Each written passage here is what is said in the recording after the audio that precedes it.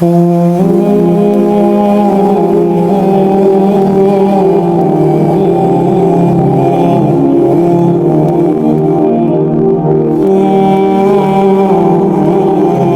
علیکم ورحمۃ اللہ وبرکاتہ. الحمدللہ رب العالمین والصلاۃ والسلام علی سید الانبیاء والمرسلین. رمضان المبارک کا 18واں روزہ، اور رمضان کون سی ہجری کا؟ 1351 ہجری کا جو رمضان تھا اس کو ہم نے چوز کیا ہے.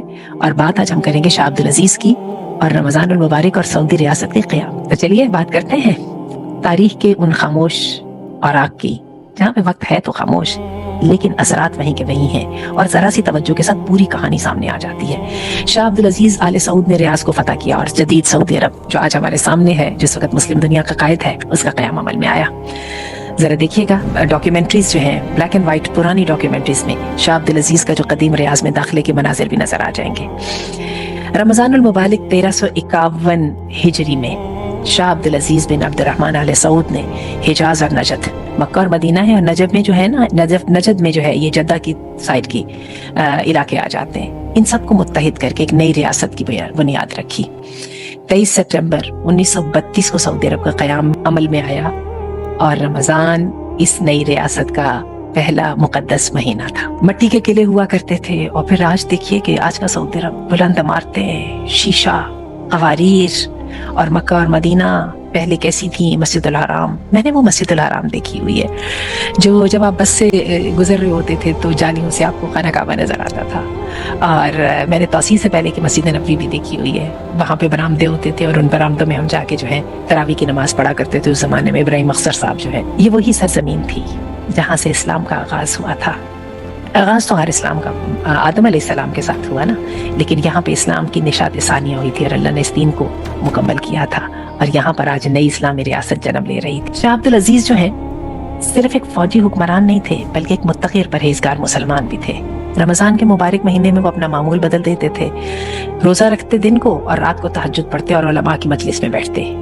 ڈاکٹر عبداللہ العثیمین جو سعودی مورخ ہیں، وہ لکھتے ہیں کہ شاہ عبدالعزیز نے رمضان 1351 ہجری میں اعلان کیا کہ سعودی عرب کا دستور جو ہے وہ قرآن و سنت ہوگا. سعودی عرب قرآن و سنت کی بنیاد پہ چلے گا. انہوں نے شرعی عدالتوں کا قیام کیا، امر بن معروف کا ادارہ بنایا، اور حرمین شریفین کی خدمت کو اپنا اولین فریضہ قرار دیا.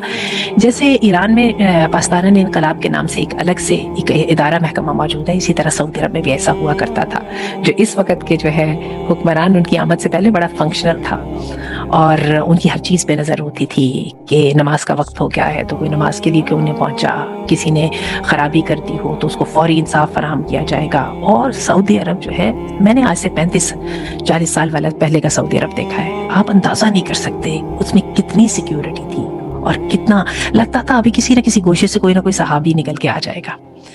بہرحال آل سعود کی حکومت آنے کے بعد مکہ اور مدینہ کی توسیع ہوئی. انہوں نے حرمین شریفین کی تاریخ کی سب سے بڑی توسیع کا آغاز کیا. اس سے پہلے ہم نے کل بات کی تھی ترکوں کی، کہ ترکوں نے ان کے اوپر حرمین پر بہت کام کیا تھا. مسجد الحرام اور مسجد النبوی میں رمضان کے لیے خصوصی انتظامات کیے گئے، لاکھوں نمازیوں کے لیے ٹھنڈے پانی کا انتظام کیا گیا.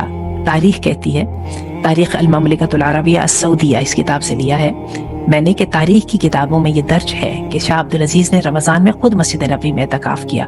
وہاں مسلمانوں کی طرح سادہ زندگی گزارتے اور تکلفات سے دور رہتے تھے. انہی کی تو لیگیسی تھی نا شاہ فیصل شہید.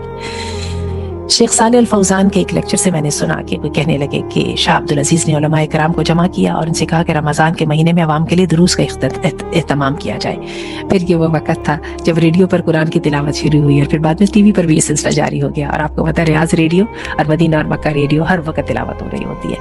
الدرر الثنیہ اس کے صفحات میں یہ لکھا ہے کہ علماء نے شاہ عبدالعزیز کے دور میں توحید اور سنت کی اشاعت کا کام کیا. ہر شہر میں خصوصی محفلیں ہوتی تھیں جہاں پر لوگ جمع ہو کے قرآن سنتے تھے. پھر کیا ہے کہ وہ جتنے تھے کبے اور جتنی جو ہے قبریں تھیں اور جس طرح کے جو ہے آستانے تھے، ان سب کو گرا دیا گیا. آج ذرا دیکھیے کہ سعودی عرب جو جدید سعودی عرب ہے وہ گندم میں خود کفیل ہے، اس کے اندر زراعت پر ورکنگ ہو رہی ہے. ذرا یہ مناظر دیکھیے گا کہ مسجد نبوی میں کیسے افطار ہو رہے ہیں اور مسجد الحرام میں. شاہ عبدالعزیز کا یہ خواب تھا کہ حرمین شریفین کے مسلمانوں کے لیے ہمیشہ کھلے رہیں اور کوئی طاقت مسلمانوں کو ان سے دور نہ کر سکے. آج لاکھوں ملینز بلکہ میں کہوں گی مسلمان عمرہ کرتے ہیں، حج ادا کرتے ہیں اور سعودی ریاست کی ترقی کو دیکھ دیکھ کے حیران ہوتے ہیں. لیکن حقیقت یہ ہے کہ آج یہ جو جزیرۃ العرب ہے اس کی آزمائش کے وقت آئے ہیں. سعودی حکمرانوں کی میں تو یہی کہوں گی کہ کلیئرٹی نہ ہونے کی وجہ سے اس وقت عالم یہ ہے کہ وہاں پہ نوم سٹی جو ہے وہ بن رہا ہے، اور ایک دم ترقی کے نام پر اور جو ہے بزنس کو وسیع کرنے کے نام پر بہت عجیب عجیب اقدامات ہو رہے ہیں. جو علماء اس کے خلاف بولنے کی کوشش کرتے ہیں ان کو قید و بند میں ڈال دیا جاتا ہے. اور حقیقت یہ ہے کہ حرمین الشریفین میں ہے تو خالص عقیدہ اور سنت نبوی، لیکن یہ ہے کہ اس کے جو انتظامات کرنے والے ہیں ان کی سوچ کے اندر مداہنت ہے. یہی وجہ ہے جہاد کا وہاں پہ کوئی نام نہیں لے سکتا، کشمیر کا وہاں پہ کوئی نام نہیں لے سکتا، غزہ کے مظلوم مسلمانوں کا کوئی نام نہیں لے سکتا، بائیکاٹ کا کوئی نام نہیں لے سکتا. مجھے سب سے زیادہ جو تکلیف ہوتی ہے وہ اس بات پہ ہوتی ہے کہ لوگ عمرہ کرتے ہیں، حج کر اور مسجد نبوی مسجد الحرام کا طواف کر کے باہر نکلتے ہیں سیدھے KFC میں، اسٹار باکس میں، بالکل اس ساتھ ہی جو ہے وہ جو فندق عبدالعزیز ہے اس کے اندر داخل ہو جاتے ہیں، اور بس بہت تکلیف ہوتی ہے. مسجد نبوی کا بھی اس وقت یہی عالم ہے. اس کے آس پاس جو بڑے بڑے ہوٹلز ہیں، جو آس پاس کے جو علاقے ہیں جہاں پہ صحابہ کرام کے نشانات ثبت ہیں، سمجھ نہیں آتی یہ یہود و نصارہ کے ساتھ دوستی کیسے کر سکتے ہیں. کس طرح سے سعودی عرب نے جو ہے ڈونلڈ ٹرمپ کے ساتھ پچھلے دنوں کتنے بلینز آف ڈالرز کے جو ہیں تجارتی معاہدے کیے، اور مسلمانوں پر ٹوٹے ہوئے افتاد کے اوپر کسی کی زبان تک نہیں ہلی. اور ان کے اسٹار باکس، ان کے میکڈونلڈ کے برگرز، ان کے بڑے بڑے پیٹ، ان کے جو ہے آسائشوں میں گم زندگیوں کے اندر، وَلَا يَحَاضُّونَ عَلَىٰ طَعَامِ الْمِسْكِينِ، مسکین کی تو بات ہی نہیں ہوتی ہے. اللہ تعالیٰ اس حرمین شریفین جہاں سے اسلام شروع ہوا تھا اس کو واپس اس کی برکتوں کی زمین میں دوبارہ لے آئے. اللہ نے وعدہ کیا ہے مہدی علیہ السلام کی اٹھان یہیں سے ہونی ہے. لیکن میں آپ کو بتاؤں کہ قیامت کی پیشین گوئیوں کے اندر جو ہے وہ یہ ہے کہ جب پولیٹیکل ایکٹیویٹی ہونے لگ جائے گی نا بیت المقدس میں، اس وقت مدینہ ویران ہو جائے گا، یعنی ریاست مدینہ. اور اللہ معاف فرمائے، اللہ کے رسول نے فرمایا ویل للعرب، عرب کے لیے خطرہ، افسوس، کیونکہ وہ جو فتنہ ہے جو قریب آ گیا ہے. اللہ تعالیٰ جزیرۃ العرب کو امن و امان عطا فرمائے اور حرمین شریفین کی حفاظت فرمائے. ایک بات میں جاتے جاتے آپ کو بتاتی چلوں کہ جس جزیرہ نما عرب کی طرف نبی کریم صلی اللہ علیہ وسلم آئے تھے وہ اس وقت کا اس میں بحرین، عمان، اپنا متحدہ عرب امارات، اپنا قطر، کویت، یہ سارے اس کا حصہ تھے. یہ بعد میں کولونائزیشن کے بعد یہ چھوٹی چھوٹی ریاستوں میں گلف کو بانٹا گیا ہے. اور آپ یہ دیکھیے پیٹرو ڈالر کی وجہ سے اربوں کا تیل بھی جو ہے وہ در حقیقت کس کو دے رہا ہے فائدے، آپ کو پتہ ہی ہے. اللہ تعالیٰ مسلمانوں کو اعز الاسلام والمسلمین.